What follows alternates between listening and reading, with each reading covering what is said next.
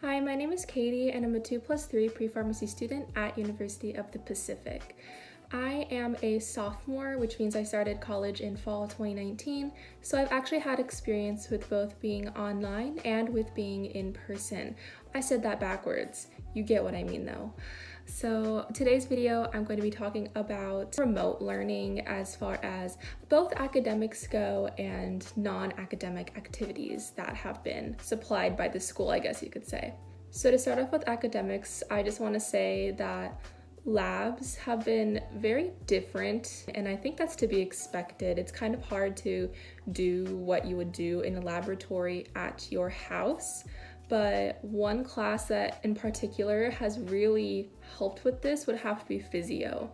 They sent an at-home lab kit at the beginning of the semester, and that included all of the reagents and kind of tools that we needed to have in order to complete the experiments. This wasn't for like every single experiment that we needed to do because it's not physically possible, but quite a few of them were included, so it was nice to kind of get back on that hands-on aspect of learning. In addition to that, a lot of labs, like this goes for both the chems and the bios, a lot of labs are doing simulations now. And so in bio, actually, we have this thing called SimBio, and we were using this in person. This wasn't something that was new, that was implemented online. So this was something that I was already used to. And it's basically just you read this like article, these pages, and they have like supplemental little simulations on the side that kind of further explain the concepts that are delved in upon for the reading. And there's also questions dispersed throughout and graded questions at the end of the simulation as a whole.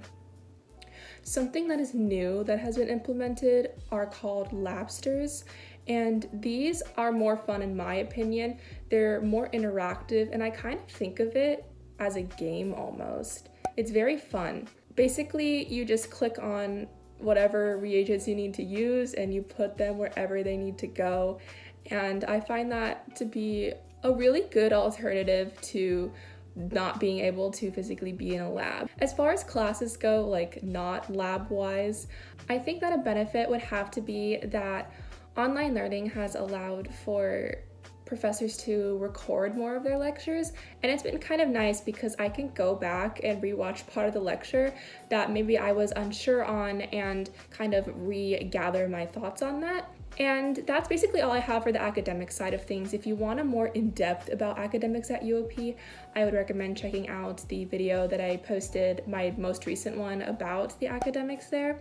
But now I'm going to move on to more like fun activities that the school has done in order to make online learning and this whole situation at home a little bit more bearable.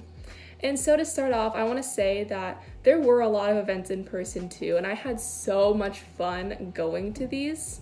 For example, I painted this, and I painted this bowl, and I also painted some succulent pots, but those are not in my room, so I will just insert a photo of them. They're so cute! And yeah, there's just a lot of events. One in particular that I really loved would have to be the De-Stress Fest, because that was so much fun. I went to both the one that was in person in 2019 and the one that was online in 2020. This happens in the winter semester at the end of, like, basically right before finals. And so it's a nice little de-stress period. There's a lot of activities that you can do. For example, at school, there were therapy dogs there. There was a bubble wrap path where you could just step on bubble wrap while walking through. So satisfying. There was also a photo booth and also some other arts and crafts, and there was mini golf. Oh, and the human crane. How can I forget about the human crane? I'll have to insert a video for you guys to see about that because that was a lot of fun. I got a blanket and a bag of like Famous Amos cookies out of that one. But online has been a little bit different. The De-Stress Fest, basically the first few people to sign up got this like de-stress package sent to them. There was the hot cocoa one and the ornament making one, and so I chose the ornament making one, and it was like this watercolor set with a wooden ornament, and basically we got to just paint them and stuff, and it was really fun. I was on the Zoom, and there was a bunch of breakout rooms with different activities, like there was a Kahoot, there was the ornament, there was the hot chocolate, and there was other rooms as well. And I was also simultaneously on FaceTime with my friends, and we were just talking and chilling and having a good time. And also throughout this semester, there's a lot of speaker events and brickyard events and just competitions and all that stuff. Like there's so many, like it's crazy how many things you can do in your free time that the school has provided. And I think that has really helped get through the ruts of online learning. And so that's basically all I have for this video about remote learning as far as both academics and non-academics.